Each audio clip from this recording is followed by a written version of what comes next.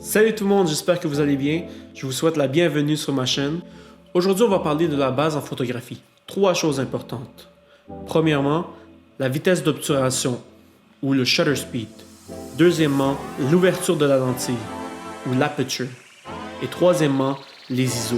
Let's go!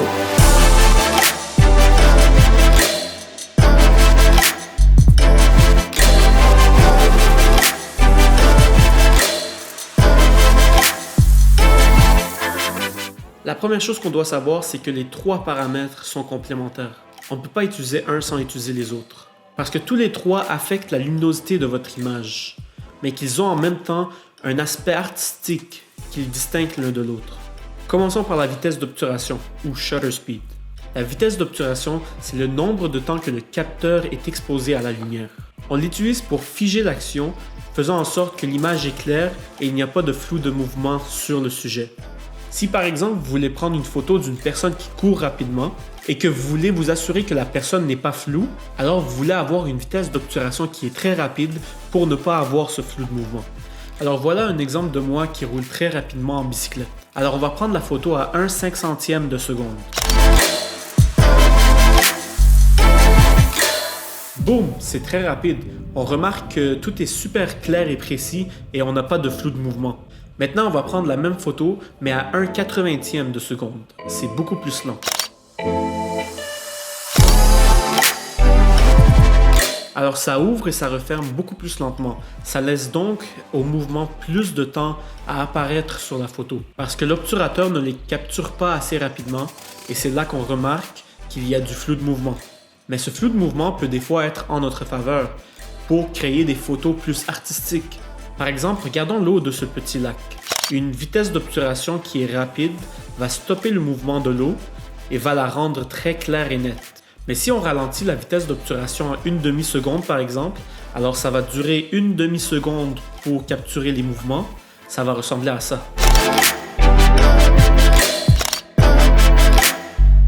Alors on peut voir à quel point on peut utiliser la vitesse d'obturation pour contrôler différents aspects en photographie. Maintenant, l'ouverture de l'objectif, ou l'aperture. C'est un paramètre qui a 2 utilisations importantes qu'on peut contrôler. Premièrement, la luminosité, comme les autres paramètres, mais aussi ça va changer qu'est-ce qui se passe dans l'arrière-plan du sujet. Alors si on prend une photo d'un paysage, on veut que toute l'image soit claire et en focus partout. Alors on veut que l'ouverture soit réglée à 11 ou 16 ou même 22 pour être sûr de capturer tous les détails de l'image. Regardez ce portrait de moi par exemple. Cette photo a été prise avec une ouverture réglée à f14. C'est comme ça qu'on appelle ça. Ce qui veut dire que c'est une très petite ouverture. Alors tous les détails sont présents. On peut bien voir tout l'arrière-plan. Mais on ne veut pas voir tout ce qui se passe dans l'arrière-plan. Ce n'est pas non plus le meilleur des arrière-plans. Donc si on règle l'ouverture au plus grand que l'objectif peut aller, dans notre cas c'est f1.8, tout l'arrière-plan va être flou. Par contre, il va y avoir beaucoup de lumière qui va rentrer puisque l'ouverture est grande ouverte. Alors on va devoir compenser en accélérant la vitesse d'obturation pour ne pas laisser rentrer beaucoup de lumière d'un coup. Et lorsqu'on combine ces 2 paramètres ensemble, on obtient ce genre de photo. L'arrière-plan semble moins profond et ça isole le sujet dans la photo. Que ce soit un objet ou une personne, c'est là que ces paramètres se complémentent vraiment. C'est sûr que différentes lentilles vont donner un résultat différent. Pas toutes les lentilles ont une ouverture similaire. Certains sont plus longs, certains sont plus courts, certains sont plus rapides que d'autres, ce qui veut dire qu'ils ont la capacité d'avoir une grosse ouverture, comme 1.8, 1.2, même 0.95. Il y a beaucoup d'objectifs qui vont nous donner un différent rendu. C'est pour ça qu'on change d'objectif. C'est pour ça que certains objectifs évoquent certaines émotions. C'est pour ça que certains objectifs sont utilisés pour le sport, d'autres pour les documentaires, d'autres pour les portraits, d'autres pour les films. Et c'est ça qui rend cet art de la photographie si génial. Il y a autant d'outils différents que d'histoires différentes à raconter selon ce que vous voulez raconter. Maintenant, parlons des ISO. Les ISO sont surtout utilisés dans les conditions où il y a peu de lumière, dans une place intérieure ou durant la nuit. Donc si vous manquez encore de lumière après avoir réglé votre ouverture d'objectif et votre vitesse d'obturation, c'est là que vous pouvez augmenter vos ISO. La meilleure façon, je dirais, pour expliquer les ISO, c'est comme si vous rajoutez de la fausse lumière à votre image.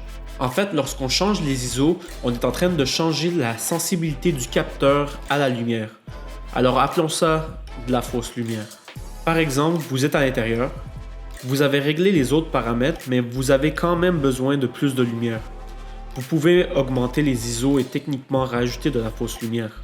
Mais gardez en tête que chaque fois que vous augmentez les ISO, oui, votre image devient plus lumineuse, mais vous perdez de la qualité. Votre photo aura plus de grains, elle sera plus pixelisée.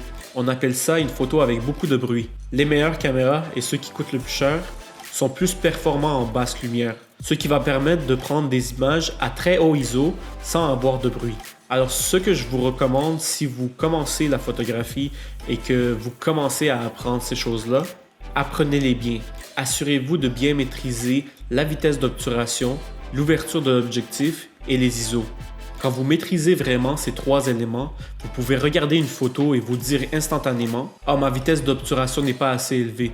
Ah, mon ouverture n'est pas assez grande ouverte. Ou mon objectif n'est pas assez rapide. Ou je pouvais augmenter mes ISO. » Lorsque vous saurez comment améliorer une photo rien qu'à la regardant, c'est là que vous pourrez passer à la prochaine étape. Comme n'importe quelle compétence dans la vie, il faut pratiquer. Alors sortez de chez vous, réglez votre caméra en mode manuel et amusez-vous. Pratiquez, essayez plusieurs nouvelles choses. C'est comme ça que vous allez devenir meilleur. C'est comme ça que vous allez avoir plus d'expérience parce que l'expérience enseigne beaucoup plus que la théorie. Alors c'est tout pour moi. J'espère que vous avez aimé cette vidéo et j'espère que ça vous a aidé. Si oui, cliquez sur le bouton j'aime et abonnez-vous si ce n'est pas déjà fait.